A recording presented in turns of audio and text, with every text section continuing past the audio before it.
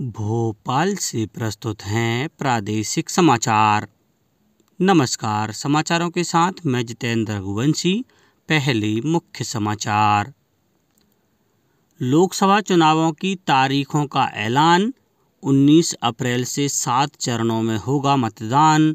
4 जून को आएंगे नतीजे। मध्य प्रदेश में 4 फेज में संपन्न होगा लोकसभा चुनाव। लोकसभा के साथ ही आंध्र प्रदेश, अरुणाचल प्रदेश, उड़ीसा और सिक्किम में विधानसभा चुनाव कार्यक्रम भी घोषित। और प्रदेश में फिर बदलेगा मौसम। अगले 4 दिन कई जिलों में बारिश की संभावना। अब समाचार विस्तार से। देश में 7 चरणों में लोकसभा चुनाव कराए जाएंगे। मुख्य चुनाव आयुक्त राजीव कुमार ने लोकसभा चुनाव 2024 के लिए तारीखों की घोषणा करते हुए बताया कि 19 अप्रैल को पहले चरण का मतदान होगा, जबकि 1 जून को अंतिम चरण के लिए वोट डाले जाएंगे। मतगणना 4 जून को होगी। निर्वाचन आयोग ने नई दिल्ली में लोकसभा चुनाव के साथ साथ कुछ राज्यों में विधानसभा चुनावों के कार्यक्रमों की भी घोषणा की। मुख्य निर्वाचन आयुक्त राजीव कुमार ने बताया कि निर्वाचन आयोग भारतीय लोकतंत्र के सबसे बड़े पर्व के लिए पूरी तरह तैयार है। उन्होंने बताया कि देश में 97 करोड़ पंजीकृत मतदाता हैं। मतदान के लिए 10.5 लाख मतदान केंद्र बनाए गए हैं, जहां 1.5 करोड़ चुनाव कर्मियों को तैनात किया जाएगा। उन्होंने मतदाताओं से मतदान में भाग लेने की अपील करते हुए कहा कि आयोग ने देश में स्वतंत्र और निष्पक्ष चुनाव कराने के लिए पुख्ता इंतजाम किए हैं। उन्होंने कहा कि इन चुनावों में पहली बार वोट देने वाले 1 करोड़ 82 लाख मतदाता होंगे।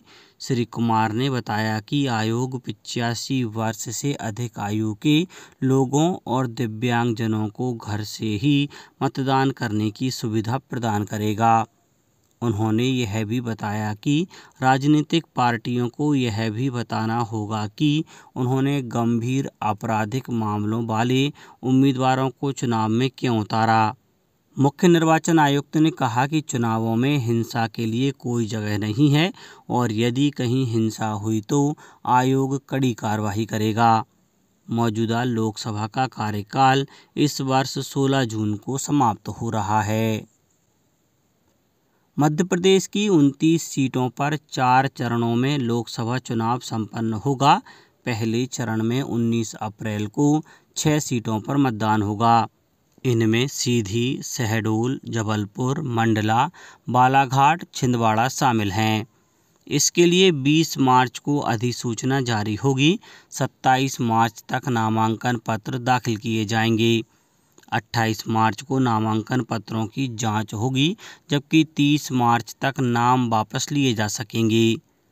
वहीं दूसरे चरण में 26 अप्रैल को 7 सीटों टीकमगढ़, दमोह, खजुराहो, सतना, रीवा, होशंगाबाद, बैतूल लोकसभा क्षेत्रों में वोट डाले जाएंगे। इस चरण के लिए 28 मार्च को अधिसूचना जारी होगी। 4 अप्रैल तक नामांकन पत्र दाखिल किए जाएंगे। 5 अप्रैल को नामांकन पत्रों की जांच होगी, जबकि 8 अप्रैल तक नाम वापस लिए जा सकेंगे। भोपाल लोकसभा क्षेत्र में 7 मई को वोट डाले जाएंगे। इसी दिन मुरैना, भिंड, ग्वालियर, गुना, सागर, विदिशा, राजगढ़ में भी मतदान होगा। इस चरण के लिए 12 अप्रैल को अधिसूचना जारी होगी। 19 अप्रैल तक नामांकन पत्र दाखिल किए जाएंगे। 20 अप्रैल को नामांकन पत्रों की जांच होगी, जबकि 22 अप्रैल तक नाम वापस लिए जा सकेंगे। चौथे और अंतिम चरण का मतदान 13 मई को होगा। इस दिन मालवा, निमाड़ की देवास, उज्जैन, इंदौर, मंदसौर, रतलाम, धार, खरगोन और खंडवा सीट पर वोटिंग होगी। इस चरण के लिए 18 अप्रैल को अधिसूचना जारी होगी। 25 अप्रैल तक नामांकन पत्र दाखिल किए जाएंगे। 26 अप्रैल को नामांकन पत्रों की जांच होगी, जबकि 29 अप्रैल तक नाम वापस लिए जा सकेंगे। चुनाव आयोग ने लोकसभा चुनाव के साथ ही 4 राज्यों आंध्र प्रदेश, उड़ीसा, अरुणाचल प्रदेश और सिक्किम में विधानसभा चुनाव की तारीखों का भी ऐलान कर दिया। अरुणाचल प्रदेश और सिक्किम में भी एक चरण में 19 अप्रैल को मतदान होगा। आंध्र प्रदेश में 13 मई को एक चरण में वोटिंग होगी। उड़ीसा में 4 चरणों में 13 मई, 20 मई, 25 मई और 1 जून को वोट डाले जाएंगे। इसके अलावा गुजरात की 5, यूपी की 4, हरियाणा, बिहार, झारखंड, महाराष्ट्र, त्रिपुरा, पश्चिम बंगाल, तेलंगाना, राजस्थान, कर्नाटक, तमिलनाडु की एक विधानसभा सीट पर उपचुनाव होगा। यहाँ उस क्षेत्र में होने वाले लोकसभा चुनाव के साथ ही नोटिफिकेशन जारी होगा और वोटिंग होगी। सभी राज्यों में मतगणना लोकसभा चुनावों की मतगणना के साथ 4 जून को होगी। राजनीतिक दलों ने लोकसभा और कुछ राज्य विधानसभाओं के चुनाव कार्यक्रमों की घोषणा का स्वागत किया है। भारतीय जनता पार्टी के वरिष्ठ नेता और प्रधानमंत्री नरेंद्र मोदी ने कहा है कि भाजपा और एनडीए चुनाव के लिए पूरी तरह तैयार है। भाजपा अध्यक्ष जेपी नड्डा ने कहा कि चुनाव लोकतंत्र का सबसे बड़ा पर्व है। उन्होंने देश के लोगों से बड़ी संख्या में मतदान करने और विश्व के सबसे बड़े लोकतंत्र के आधार को मजबूत करने का आह्वान किया। कांग्रेस अध्यक्ष मल्लिकार्जुन खड़गे ने कहा कि लोकसभा चुनाव भारत के लिए न्याय का द्वार खोलेंगे। प्रसार भारती के नए अध्यक्ष नवनीत कुमार सहगल ने कार्यभार ग्रहण कर लिया। कार्यभार ग्रहण करने के बाद श्री सहगल ने मीडिया से कहा कि दूरदर्शन और आकाशवाणी की पहुंच दूरदराज के क्षेत्रों तक है और ये सूचना के भरोसेमंद स्रोत हैं। उन्होंने कहा कि आम लोगों तक निष्पक्ष खबर पहुंचाना प्रसार भारती का कर्तव्य है। श्री सहगल भारतीय प्रशासनिक सेवा के उत्तर प्रदेश संवर्ग के 1988 बैच के सेवानिवृत्त अधिकारी हैं। अब बात मौसम की। अरब सागर और बंगाल की खाड़ी से नमी आने से प्रदेश के मौसम में एक बार फिर बदलाव होने वाला है। प्रदेश में अगले 4 दिन यानी 19 मार्च तक ओले बारिश का दौर चलेगा।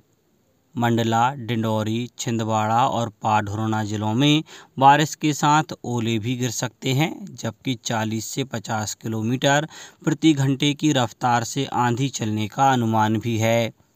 मौसम के इस बदलाव का असर जबलपुर समेत पूर्वी हिस्से के 26 जिलों में पड़ेगा।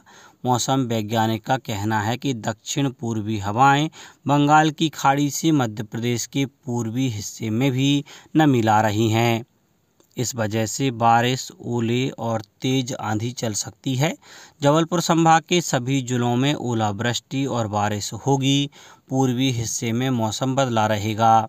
नए सिस्टम की सक्रियता से जबलपुर, रीवा और शहडोल संभाग में ज़्यादा असर रहेगा, जबकि भोपाल, इंदौर, ग्वालियर, उज्जैन संभाग में हल्के बादल छा सकते हैं।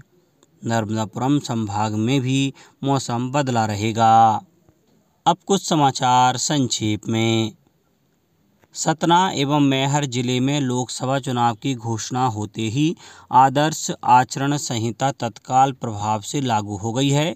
कलेक्टर एवं जिला निर्वाचन अधिकारी ने सभी राजनीतिक दल, जनप्रतिनिधियों एवं अधिकारियों कर्मचारियों को आदर्श आचरण संहिता का कड़ाई से पालन सुनिश्चित करने की अपील की है।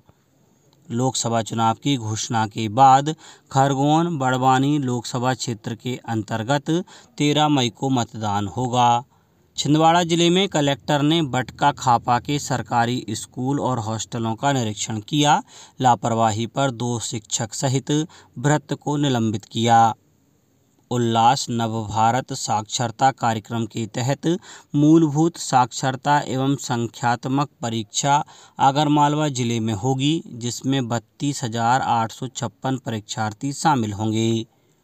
लोकसभा निर्वाचन 2024 के तहत सूचनाओं के आदान प्रदान के लिए धार और नीमच में जिला स्तरीय कंट्रोल रूम स्थापित किया गया है।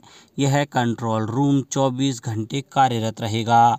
गुना जिले के धरनावदा थाना अंतर्गत रुठियाई हाईवे पर एक सड़क दुर्घटना में 2 बाइक सवारों की मौत हो गई और लोकसभा चुनाव की आचार संहिता लागू होते ही सीहोर जिले में धारा 144 लागू कर दी गई है।